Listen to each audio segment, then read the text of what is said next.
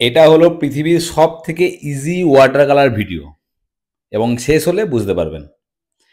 আপনারা অনেক রং দিয়ে, অনেক জল দিয়ে লাল, নীল, সবুজ করে একটা ওয়াটার কালার পেন্টিং করার চেষ্টা করেন। আর আমি এই ভিডিওতে দেখাবো কি করে একদম মিনিমাম কালার ইউজ করে ওয়াটার কালারের একটা সুন্দর পেন্টিং তৈরি করা যায়, এবং যে পেন্টিং ঘরের দেওয়ালে রাখলে মন ভরে যাবে। সবাই ওয়াটার কালারের মধ্যে যে ফ্লেভারটা পেতে চাই, এবং অতিরিক্ত রং ব্যবহার করবার কারণে সেই ফ্লেভারটা কখনো আসে না। এই ভিডিওটা দেখার পর তোমাদের মনের সেই চিন্তাগুলো ধীরে ধীরে দূর হয়ে যাবে, এবং তোমরাও খুব সহজে ওয়াটার কালার করতে পারবে। দেখো, আকাশে একটা কোবাল্ট ব্লু দেওয়া হলো, জমিতে একটু লাইট গ্রিন দেওয়া হয়েছে, আর গাছগুলো জাস্ট কয়েকটা ব্রাশের স্ট্রোক দিয়ে, ডার্ক গ্রিনের স্ট্রোক দিয়ে গাছের ঝোপগুলো করা হয়েছে। এই গাছের ঝোপ করতে গিয়ে 1 নম্বর ব্রাশ, 2 নম্বর ব্রাশ, 4 নম্বর ব্রাশ, 5 নম্বর ব্রাশ এইসবের দরকার পড়ে না। ছবি আঁকতে জানলে একটা ব্রাশ বা দুটো ব্রাশ তোমার ওয়াটার কালারের জন্য এনাফ এই ধরনের পেন্টিংগুলো করবার জন্য।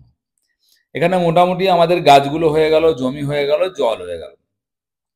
এইবার যেটা করা সেটা একটু রিফ্লেকশন ছোট্ট একটু অ্যাড করে দেওয়া, দুটো একটা টোকা দিয়ে ওই গাছগুলো যেখানে যেখানে ছিল সেইগুলোর ছোট ছোট রিফ্লেকশন।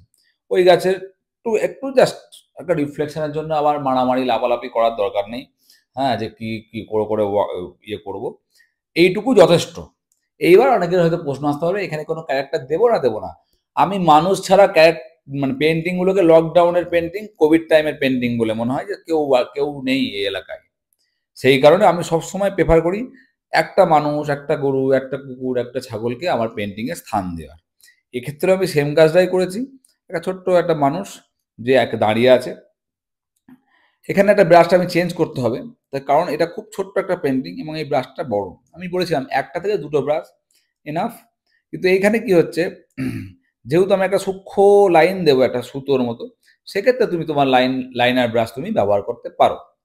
এখানে একটা এখন আমি চেঞ্জ করছি না, এরপরে আমি যখন কুকুরের লেজ টেজগুলো করার পর পায়ে ছোট ছোট লাইনগুলো দেবো, হয়ে যেত এই ব্রাশটা দিয়ে। বাট যেহেতু সুতোর লাইনটা খুব পাতলা হবে, সেই কারণে আমি একটা সরু ব্রাশ, যতটা সরু ব্রাশ হয়, যে ব্রাশটা একদম থিন লাইন ক্রিয়েট করতে সম্ভব, সেইটার জন্য তুমি তোমার ব্রাশকে চেঞ্জ করতে পারো। ওয়াশের জন্য, বড় বড় অবজেক্ট করবার জন্য চেঞ্জ করার অত প্রয়োজন পড়ে না। এখানে ছোট্ট একটা ঘুড়ি ওড়াচ্ছে এবং কুকুরটা দাঁড়িয়ে দাঁড়িয়ে দেখছে, এবং দেখো কত সহজে একটা এফেক্টিভ একটা পেন্টিং হয়ে গেল। এবং বেশি লাফালাফি করিনি আমি, বেশি মারামারি করিনি পেপারের সঙ্গে রং তুলি নিয়ে। জাস্ট এই সিম্পলিফাই, এই ব্যাপারগুলো যত তোমরা বুঝতে পারবে, পেন্টিং তত সুন্দর হবে। সিগনেচারটা কোনায় করে দেবে, ভুলবে না। এবং দেখো কি সুন্দর একটা এফেক্টিভ পেন্টিং। ভালো লাগলে কমেন্ট করতে ভুলো না। Thank you so much.